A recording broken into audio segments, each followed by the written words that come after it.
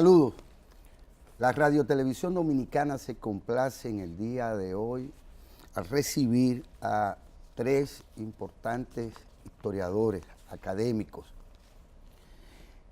Se trata de presentar a ustedes, a nuestra audiencia, un panel que ha sido denominado El Caribe, origen del mundo moderno.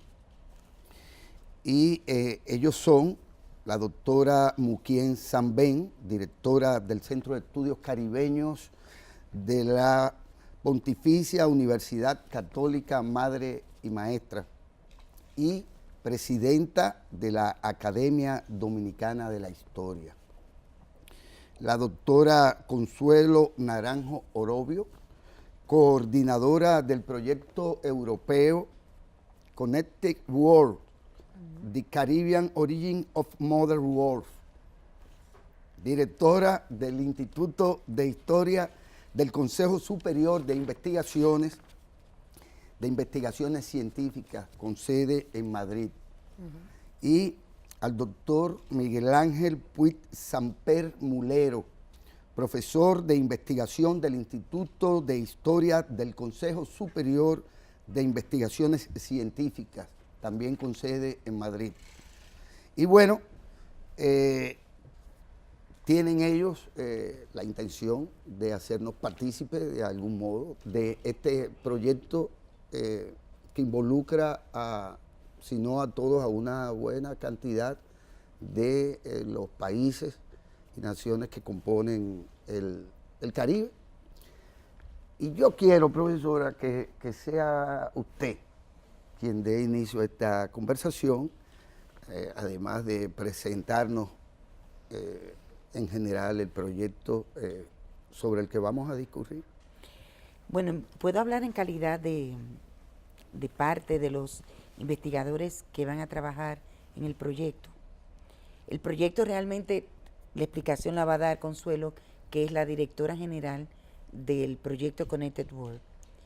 La Pontificia Universidad Católica Madre y Maestra, junto con las universidades que están en la órbita del Caribe hispano, tanto insular como el Caribe colombiano, formamos parte de los beneficiarios de este proyecto, en tanto y cuanto vamos a tener investigadores que van a hacer estancias en Europa y vamos a recibir investigadores que van a hacer estancias de investigación aquí. En el caso de la Pucamaima, que es la única institución del país que va a participar, tenemos 11 investigadores de la universidad, profesores, algunos incluso no solamente profesores, sino estudiantes del doctorado en Historia del Caribe, que van a trabajar en ese proceso de intercambio y de estancia. Es una oportunidad de oro poder ir a Europa, a países como Francia, España, Italia y Alemania, a tú ver las bibliotecas hispanoamericanas, es una oportunidad para tú tener un mes para en cada instancia de revisar ese material sin presiones. Eso es una oportunidad que se presenta pocas veces en la vida. Yo le dejo a Consuelo que explique ya el proyecto y los fondos, porque viene de Unión Europea. Dejo a Consuelo. Sí, como decía la doctora Muquien, es un proyecto financiado por la Unión Europea y en él participamos 15 instituciones, 8 de Europa y 7 de América Latina y el Caribe. De esas 7, 6 están localizadas en el Caribe y una en América Latina. El proyecto, en realidad, es un proyecto de investigación científica, investigación histórica, y también es una gran oportunidad porque nos va a posibilitar trabajar en red y empezar a crear nuevas redes intelectuales, nuevas redes de trabajo, y con todos los beneficios que conlleva trabajar de esta manera. Partimos con 84 profesores que integraban el proyecto, pero al proyecto, si bien por ahora no se pueden integrar más instituciones, sí se pueden ir integrando dentro de las instituciones que lo componen más profesores, con lo cual en 2 meses que ha iniciado el proyecto, iniciamos el 1 de enero del 2019, vamos a estar trabajando 4 años, ya somos 101 profesores. Wow. ¿Esto qué quiere decir? ¿Esto qué quiere decir? La composición es muy diversa, participan historiadores, participan biólogos, sociólogos, antropólogos, lingüistas, con lo cual nos va a posibilitar mirar todos los temas que vamos a analizar, el Caribe desde la época de la llegada de los europeos, de la conquista, 1492, hasta la actualidad, de forma transversal y además poliédrica. Vamos a tener múltiples enfoques y además lo que nos va a propiciar también todas estas estancias de investigación y el trabajo, como digo, en este circuito y en esta red es el debate.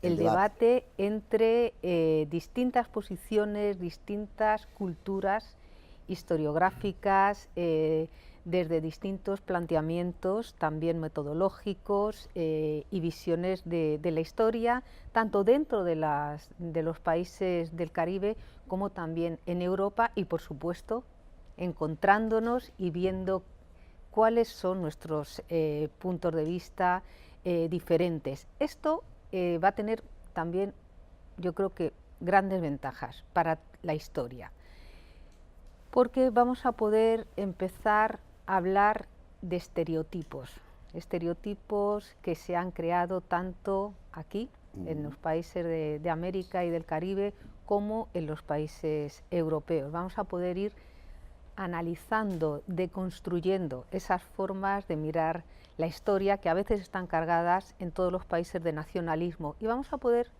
empezar a hacer una historia más objetiva, a partir de los encuentros y de las discusiones entre todos nosotros, porque vamos a tener espacios de diálogo continuo, a través de seminarios, a través de congresos. Aquí, por ejemplo, estamos participando activamente en seminarios con la Pontificia Universidad Católica Madre y Maestra, en seminarios con la Academia Dominicana de la Historia. Paso, la doctora Consuelo Naranjo Orobio fue electa como miembro correspondiente extranjero de la Academia Dominicana de la Historia.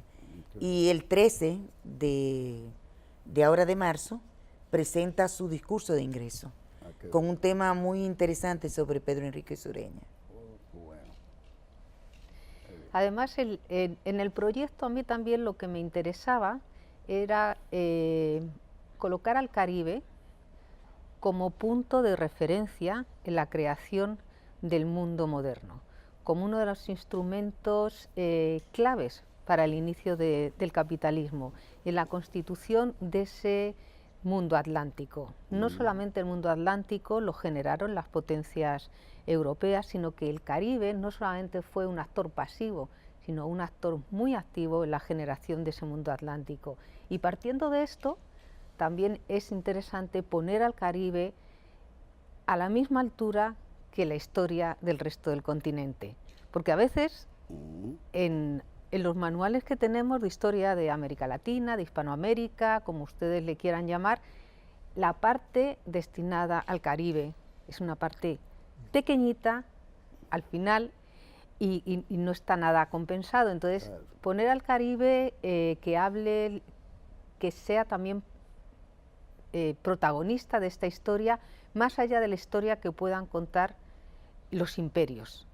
El Caribe tiene una propia historia que no está solamente en función de la historia imperial, aunque lógicamente está muy relacionada y a veces es consecuencia, por supuesto, de toda la historia de los imperios que han estado a lo largo de tantos siglos en esta cuenca del Caribe.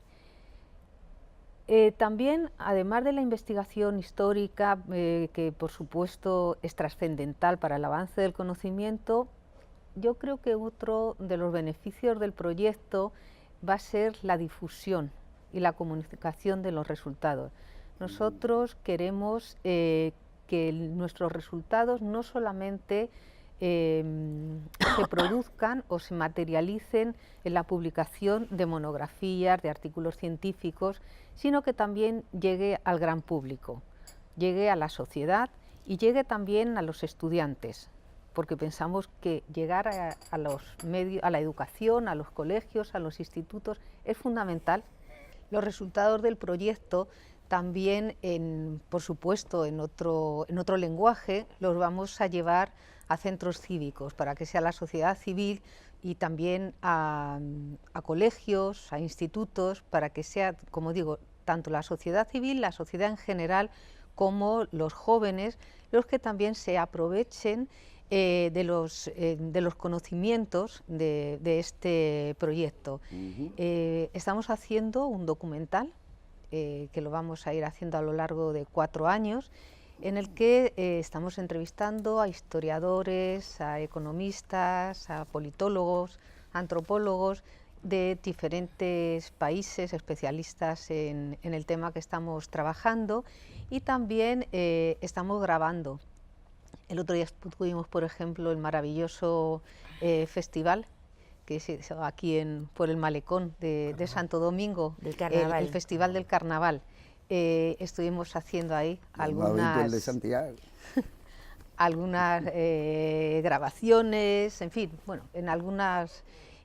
a lo largo de 4 años lo que pretendemos es, con este proyecto y con este documental, también vamos a hacer una exposición el próximo año en Madrid, que quizá ahora el profesor Miguel Ángel Puigsamper nos pueda hablar de ella, porque él va a estar como comisario de esta exposición. Es poner al Caribe como centro también de la historia. Y yo creo que lo he estado hablando a veces con la doctora Muquien y con otros colegas de aquí, de otros países del Caribe. A veces, a pesar de la proximidad de estos países, de estas islas caribeñas, no solamente es la falta, como antes hablábamos, de integración política o económica de la región, sino también a veces se percibe un desconocimiento del otro que es tan cercano y con el que se comparten tantas historias, tantas tradiciones y culturas, aunque también cada uno con su propia idiosincrasia y diferencias.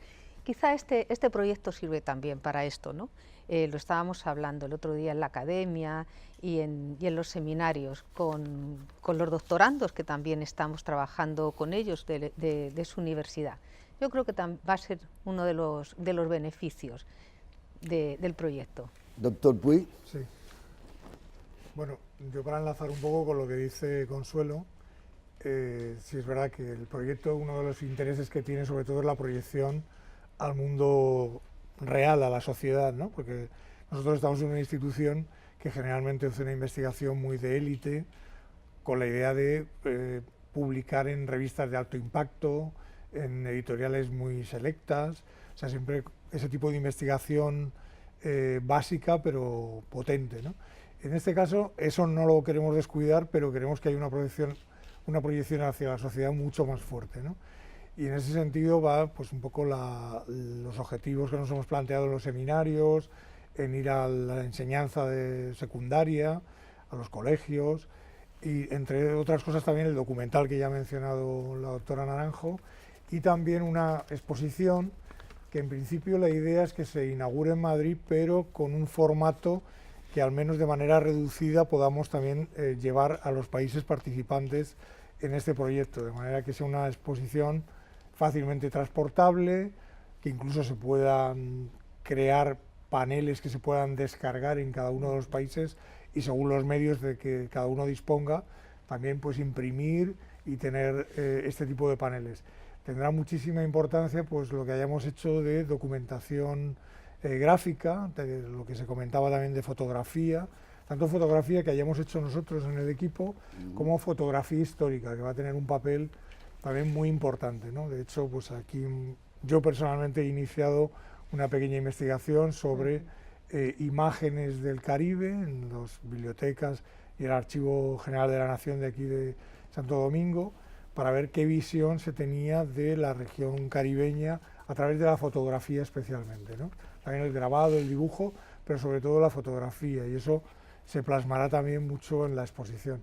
La exposición también va a tener un papel esencial en uno de los temas importantes de este proyecto, como es el mundo de la esclavitud.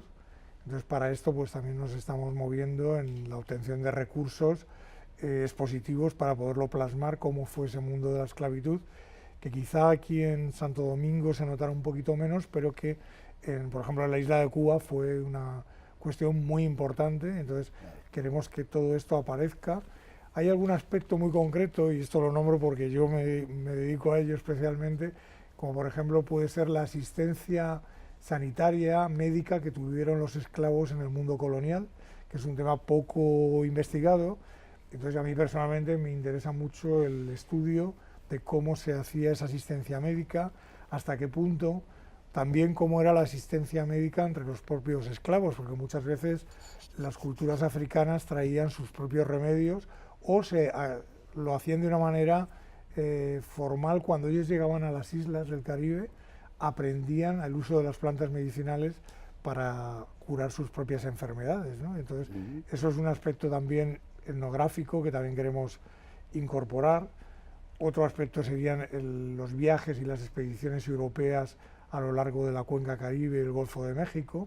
Todo esto también lo queremos incorporar porque aparece muchísima información descriptiva, literaria, también gráfica de este mundo caribeño a través de esa visión europea y en algún caso ya a principios del siglo XX norteamericana, que también tiene otro valor, ¿no? Porque hay un valor político añadido de cómo ven en Estados Unidos las sociedades del Caribe, sobre todo a partir de la pérdida de las últimas colonias españolas, como eran Cuba, Puerto Rico y en el caso asiático de Filipinas, ¿no? Entonces hay una nueva mirada de Estados Unidos en el nacimiento de su imperio hacia estas sociedades de las islas del Caribe, y también nos interesa mucho ver cómo plasman, incluso gráficamente y en la fotografía, su impresión sobre estas islas, ¿no? Eso es uno de los aspectos que nosotros también vamos a mostrar en esta exposición y en el conjunto del proyecto.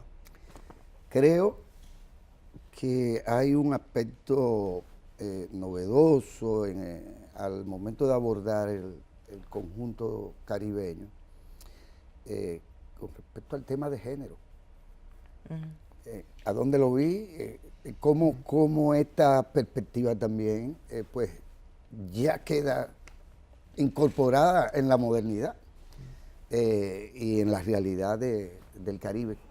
¿Hay algún elemento en particular en esta búsqueda de esa visión tanto integral del Caribe? Sí, uno de los aspectos que estamos trabajando también es de qué manera la mujer formó parte de esta modernización, digamos, de las sociedades.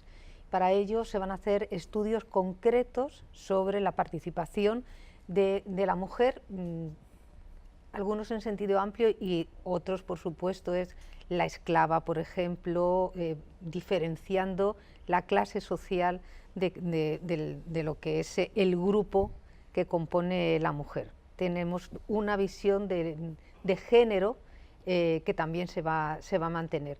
Y dentro de los seminarios va a haber seminarios especiales para esta cuestión de la participación de la mujer.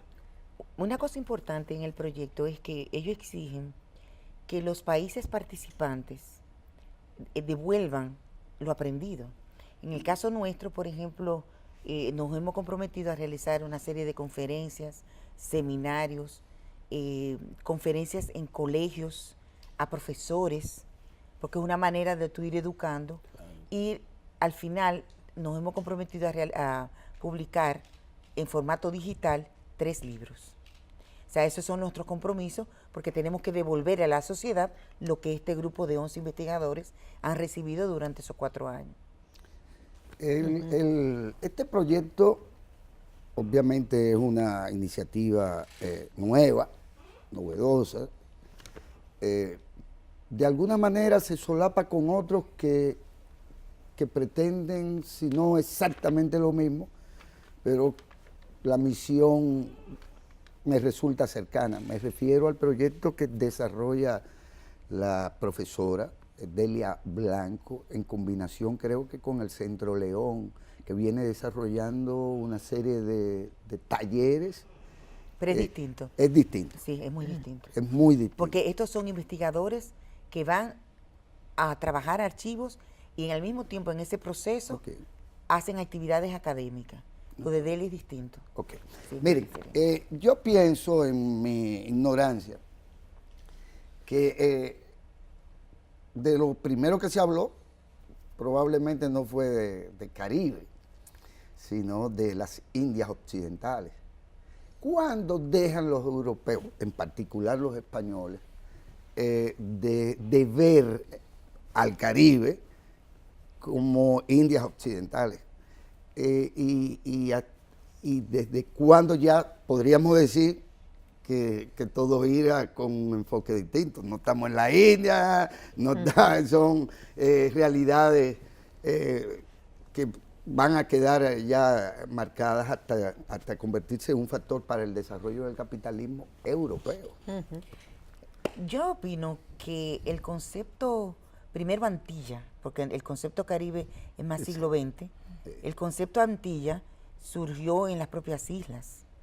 Y yo creo que uno de los pioneros fue Hostos. Pero Hostos se redujo a las Antillas mayores y siempre hispánicas. Aunque en el proyecto de Betances había un proyecto que incluía otras islas u otros estados, como en el caso de Haití. El proyecto de Betances era más amplio que el de Hostos. El concepto como Caribe, a mi juicio, eso fue un concepto siglo XX. No sé si ustedes están de acuerdo. Pero en los otros, en los documentos y en los libros, yo no he visto Caribe en el siglo XIX. Sí, bueno, Indias occidentales, claro, es una primera denominación. Es verdad que incluso la palabra Antilla procede de la antigua isla mítica que era Antilia, ¿no?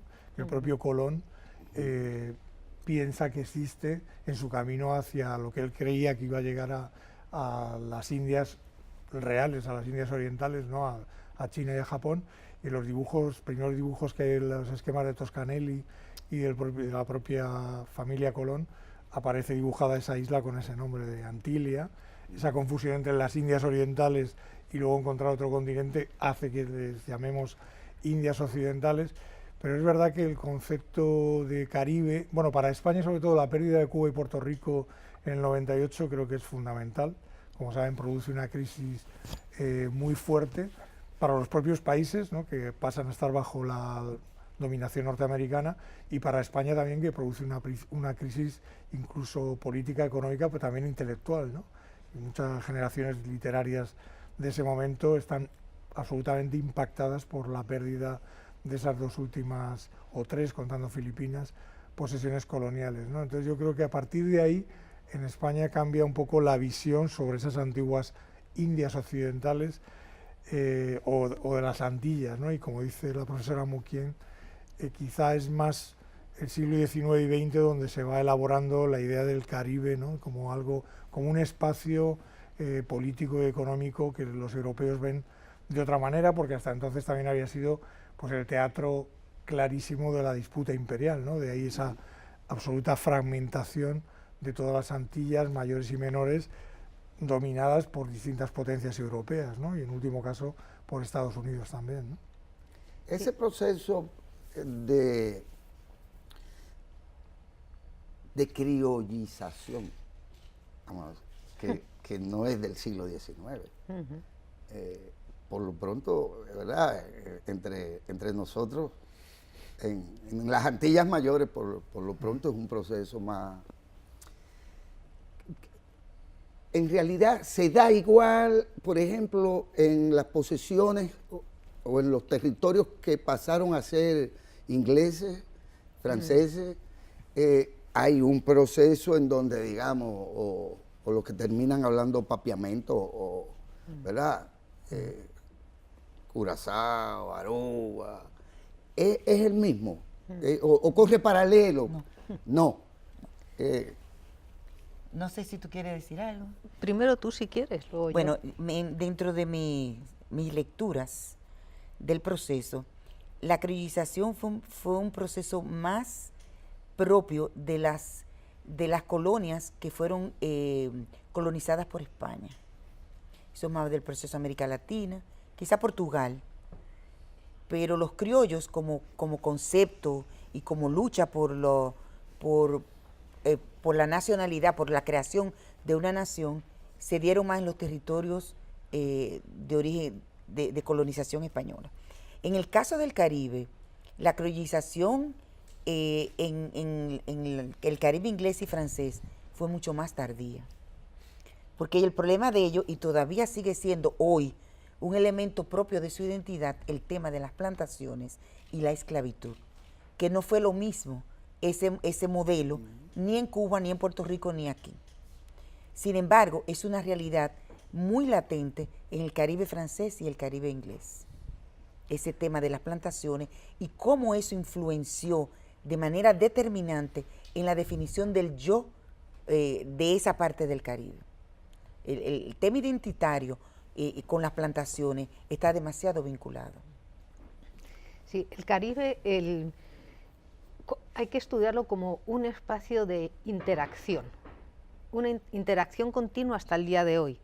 Desde mucho antes de la llegada de los primeros europeos ya era un espacio interconectado entre las islas, entre el continente y precisamente por su situación, por su ubicación geográfica.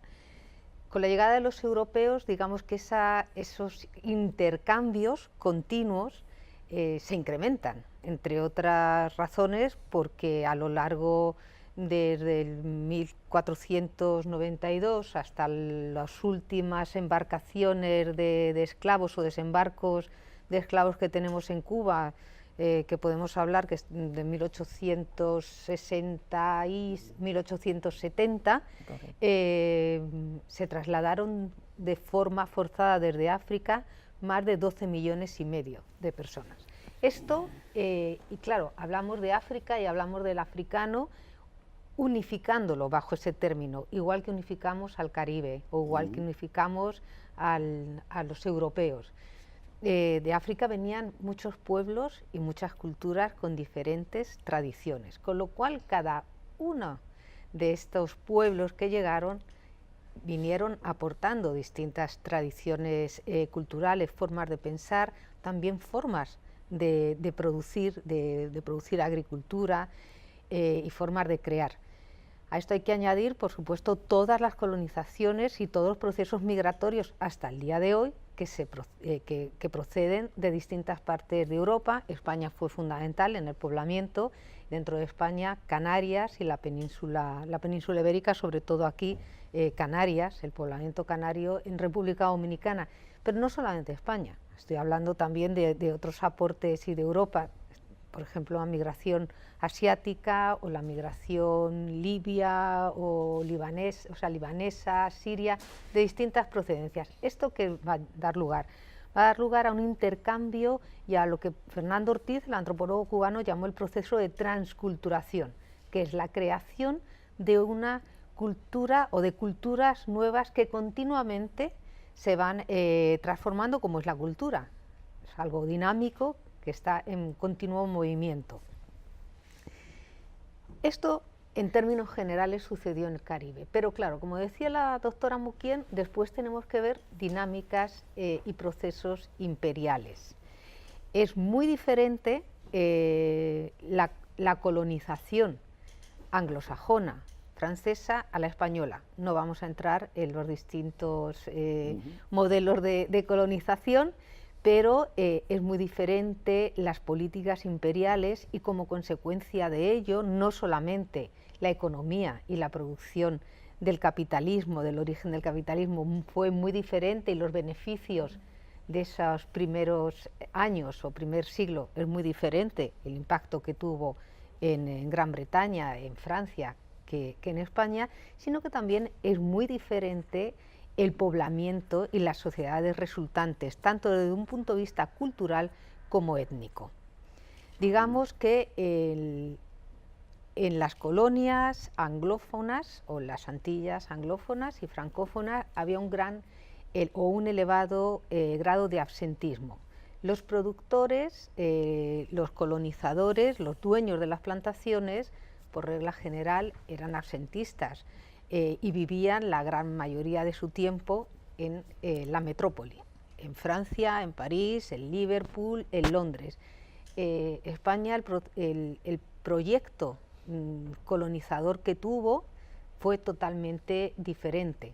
Fue también, esto no quiere decir que no llegasen también migraciones como llegaron en el siglo XVII y XVIII, sobre todo de ingleses, procedentes de Gran Bretaña, pero en grado muy diferente. Y por lo tanto, el grado de mestizaje y de criollización es muy distinto si comparamos las diferentes políticas coloniales o colonialistas que ha habido sobre la región. El proyecto tiene vocación multilingüista, es decir, en ese espacio de investigación, de estudio y de difusión, igual no nos estamos refiriendo única y exclusivamente al castellano, ¿o sí? Bueno, el proyecto es fundamentalmente países de habla hispana, refiriéndonos al Caribe. Están República Dominicana, Cuba, Puerto Rico, Colombia con 2 sedes, Costa Rica y Chile. Chile es algo exótico, si se presenta así, pero una parte del proyecto, algunos especialistas trabajan sobre literatura. Y hay un centro dentro de la Universidad de Chile, el Centro de Estudios Culturales Latinoamericanos, con especialistas en literatura caribeña. Por eso está presente Chile dentro de este proyecto de investigación. Fundamentalmente en este primer proyecto, en esta primera red, trabajamos con Antillas hispanas, si bien también está presente Francia, y está presente Martinica. Martinica. Está presente la Universidad de las Antillas y por parte de París, Novo Sorbonne. El proyecto, por tanto, el idioma entre nosotros es el español, pero el idioma de los resultados del proyecto ante la Unión Europea es el inglés. Es inglés. Ah, pero muy interesante. Pero lo estamos produciendo en ambos idiomas. Por ejemplo, hemos hecho ya un vídeo del proyecto, un vídeo corto de presentación, está en español y también en inglés, para la difusión. Y disponible para nosotros. Por supuesto, yo se lo mando. Claro, para que incluso pueda ser incluido en este programa. Tengo una curiosidad y tiene un poco que ver el peso que en el Caribe, porque bueno, ya hay otras cosas que, ¿verdad? Perú, México, en donde eso es lo económico es más complejo, pero el impacto de las colonias caribeñas de distintos imperios en las metrópolis. Es decir, es obvio que Santo Domingo español, ¿verdad? Era de algún modo improductiva o pasó a ser de algún modo improductiva, y sin embargo el Saint-Domingue se erige más que como una economía de plantación, se erige como una formación económica social que donde a un esclavista con presencia del esclavismo era realmente una factoría que para los franceses, para el imperio francés, pues quizás era la más rica de todas las colonias y no era la más grande de ellas. ¿Cuál es la visión de ustedes en ese sentido? El impacto de regreso, es decir, cómo el Caribe impacta en las economías de los imperios. Claro, es muy interesante la observación que estaba haciendo de cómo la española, después de las devastaciones, pasa a ser una isla, vamos a ponerle entre comillas, improductiva y no tan clave, tan prioritaria para la concepción del Imperio español, y sin embargo las visiones que tienen Francia o Gran Bretaña. Y esto tiene que ver porque, también por el proyecto de la monarquía hispánica, que era conquistar nuevos territorios y poblar lo despoblado, poblar la inmensidad, ¿no? La inmensidad de todo el continente, de lo que llamaban tierra firme. Y frente a esto, evidentemente, pues la monarquía hispana fue perdiendo terreno en algunas de las islas de las Antillas que sí que había conquistado, y fue perdiendo terreno frente a Holanda, frente a Dinamarca, Gran Bretaña, por supuesto, y Francia, que desde el principio vieron la gran oportunidad y la ventaja productiva que tenían estas tierras, y crearon lo que es el modelo de la Sugar Island, de la plantación. La plantación tuvo un impacto económico, este sistema económico basado en la esclavitud, un impacto económico que fue lo que revolucionó, uno de los aspectos que revolucionó ya siglo XVI, XVII, el mundo europeo. ¿Por qué? Porque generó un comercio, un intercambio comercial y una riqueza hasta ese momento sin precedentes en el mundo moderno. Además, los nuevos productos, por ejemplo el azúcar, pero no solamente el azúcar, todos los derivados del producto, tuvo un impacto en las sociedades europeas tremendas. Tanto es así que algunos europeos de la época se preguntaban cómo antes el mundo, cómo antes ellos habían podido vivir sin consumir azúcar. Hay unos libros del antropólogo Sidney Min sobre el azúcar y el impacto tanto... La bendita droga. Claro, en los sabores, en la cocina, ¿no? En la vida cotidiana y por supuesto en la economía. Otro, por ejemplo, el jengibre. Muchas veces se nos olvida la importancia que tuvo la española, esta isla, en este comercio en las primeras décadas y siglo de colonización y de intercambio comercial, el jengibre, los cueros. Por lo tanto, fue el impacto, yo no sé qué opinará la doctora Muquien, pero por eso decimos así, el origen del mundo moderno, la producción que se hace, la producción económica que se inicia en esta cuenca, en este espacio Caribe, fue uno de los instrumentos fundamentales para el desarrollo económico, para la riqueza y para la globalización, no solamente globalización económica, sino también una globalización cultural que vivimos hasta hoy día. Un elemento importante, y eso lo leí yo hace muchísimos años, el libro de Rodolfo Puigros, que fue un libro que me impactó porque él decía que el Imperio Español, en su ambición de conquista, aunque ganó en espacio, se detuvo en el tiempo, en el sentido de que no podía con tantas tierras el control, y por supuesto tenía que descuidar algunas, y una de las que descuidó fue el Caribe. Esa es una hipótesis que se ha manejado mucho. Lo cierto es que España no podía atender tanto el Caribe, y por eso se aprovecharon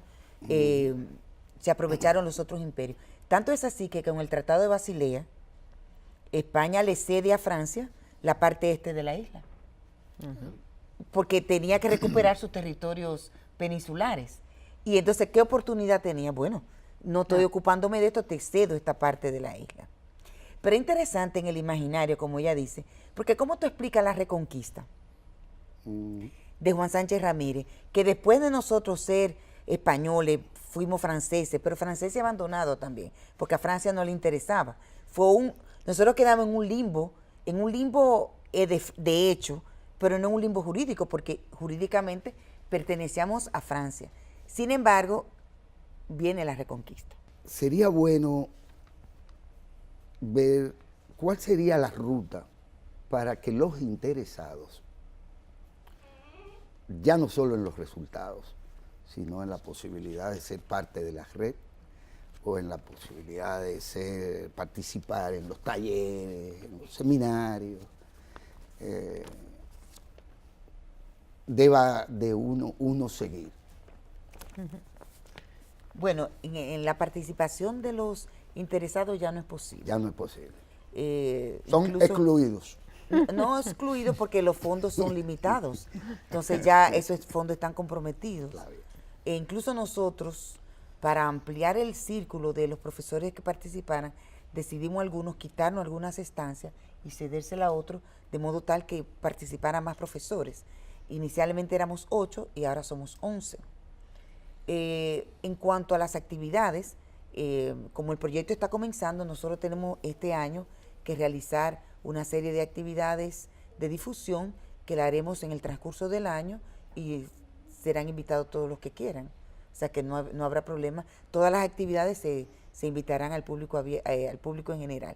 Y eso va a ocurrir en todos los países que forman parte de este proceso.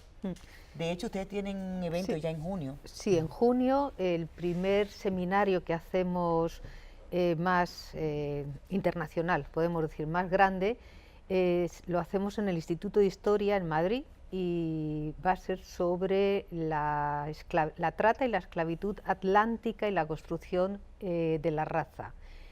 No solamente están invitados a participar todos los profesores que trabajen este tema dentro de esta red, sino que hemos hecho un llamamiento amplio y en él esperamos, como así es, porque ya nos están llegando todas las propuestas de personas, de especialistas que no forman parte de la red, pero que van a trabajar con nosotros. Igual que este seminario, vamos a hacer distintos, tanto en el Instituto de Historia del CSIC como en las diferentes instituciones que integran el proyecto. También, como yo decía, ya estamos iniciando el proyecto, pero yo ya estoy pensando en futuros proyectos. Va a durar 4 años, pero a lo largo de estos 4 años la red, como todas las redes, como todas las conexiones, se van a ir multiplicando. Con lo cual, a la vez que estamos aquí trabajando con esta magnífica universidad, pues quizá para el próximo proyecto podamos también trabajar con otras instituciones, tanto universidad como academia, o, por ejemplo, con editoriales. Forma parte del proyecto una institución no académica, que es Ediciones 12 Calles, de Aranjuez, en España, con lo cual también podemos contar con ONGs dentro de futuros proyectos. Lo cual es un proyecto que inicia las bases de futuros proyectos, y así lo esperamos, para ir incorporando a otros países, otras instituciones, Caribe, anglófono, etcétera. Profesoras y profesores, tengo una última curiosidad, porque hay muchas cosas que no son todavía muy explicables. La presencia aún hoy en el Caribe contemporáneo del componente indígena, que no solo en lo estrictamente cultural, étnico-cultural, sino también en lo sanguíneo, digamos. Y digo que hay cosas que no se explican mucho porque resulta ser que, según sé, en Puerto Rico, en su población, en los estudios que se han hecho, está el componente del indígena más presente, más abundante que lo que está en nuestro caso. Sí, hay unos estudios, incluso algunos dominicanos que participaron o han hablado de eso, de ese rastro que sí se encuentra más abundantemente en Puerto Rico que en la República Dominicana y no sé si en Cuba. ¿En qué medida realmente estamos hablando de un Caribe en donde lo indígena es parte del sancocho?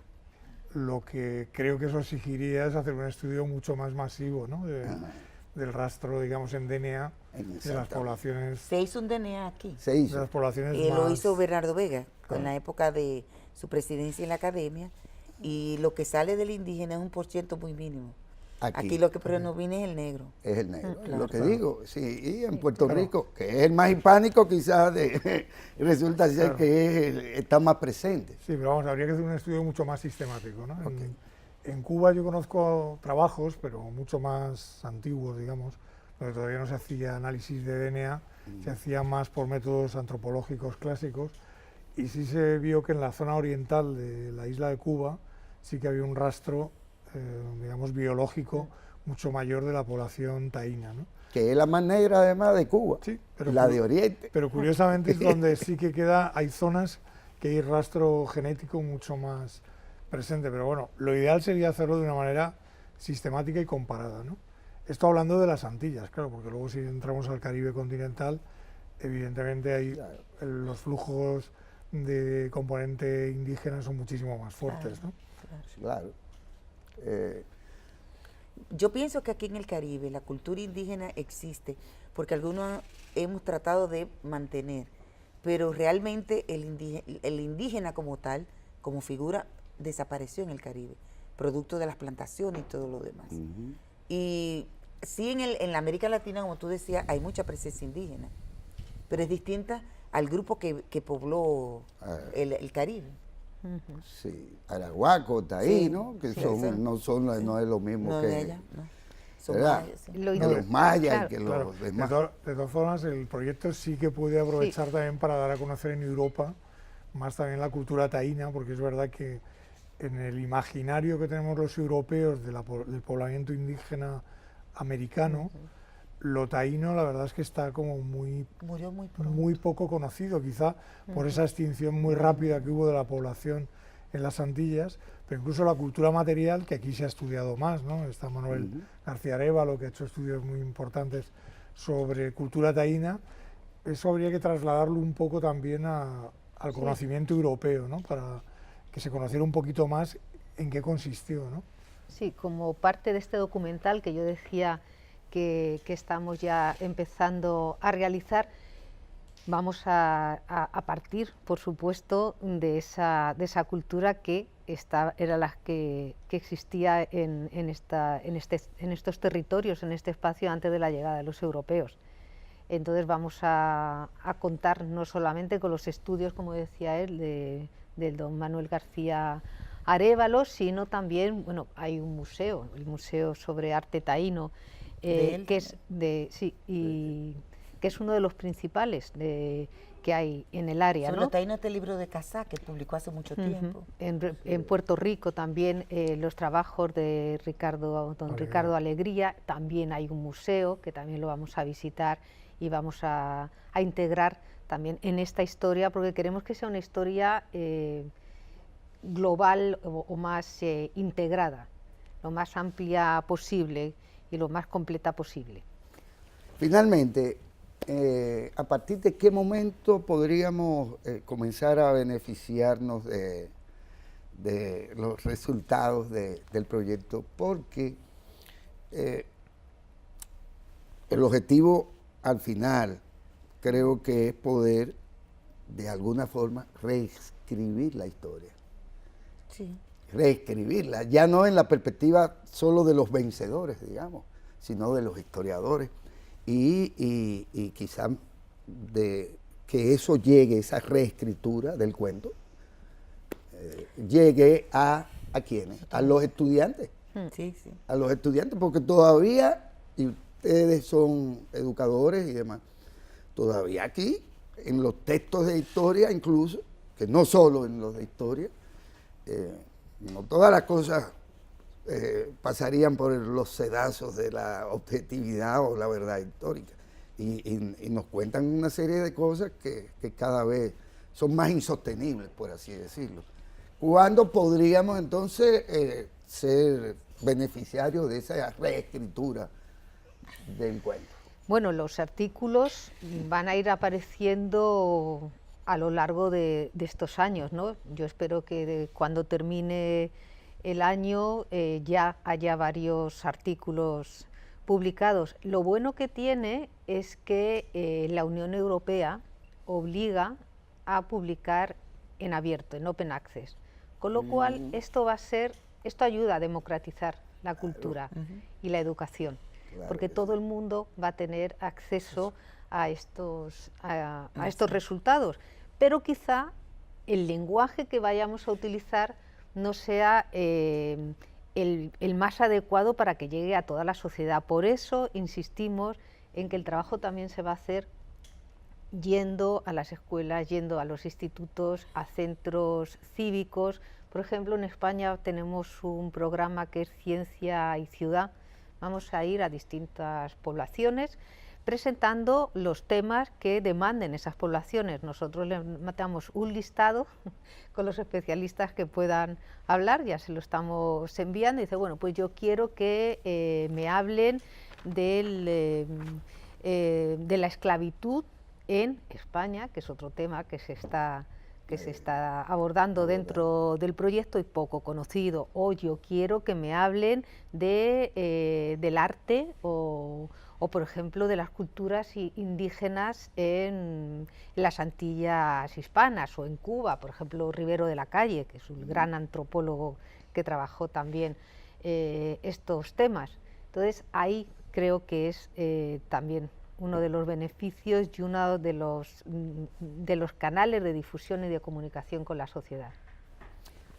Yo espero que a través de estos 4 años pues podamos tener acceso a todos los participantes, que cuando anden por aquí pues nos lo traigan. Perfecto. y trabajemos, le demos seguimiento, acompañamiento a ustedes en esta labor. Ellos vienen de nuevo el año que viene, volverán. Aquí estaremos. Y los otros que vengan también los traeremos, con mucho gusto. Fantástico. Miren, muchas gracias. Muchas gracias por haber coordinado este encuentro y hacernos partícipes de esto, que es sin duda de interés no solo académico, sino identitario. Creo que nosotros también hablamos del sincretismo y del mestizaje, que no fue igual en todas partes. Y quizás desde el principio no fue igual la mezcla de nuestros negros y de nuestros taínos, de nuestros grupos autóctonos, ¿verdad? Se alzaron juntos. Y si no se reproducen, los exterminan juntos también. Porque así fue un poco, ¿verdad?, la historia. Pero agradecerle a la doctora Consuelo Naranjo Obrobio, al doctor Miguel Ángel Puig Samper Mulero y a nuestra querida historiadora, la doctora Muquien Sambén, presidenta de nuestra Academia Dominicana de la Historia y directora del Centro de Estudios Caribeños de la Pucamaima. Muchas gracias. Gracias.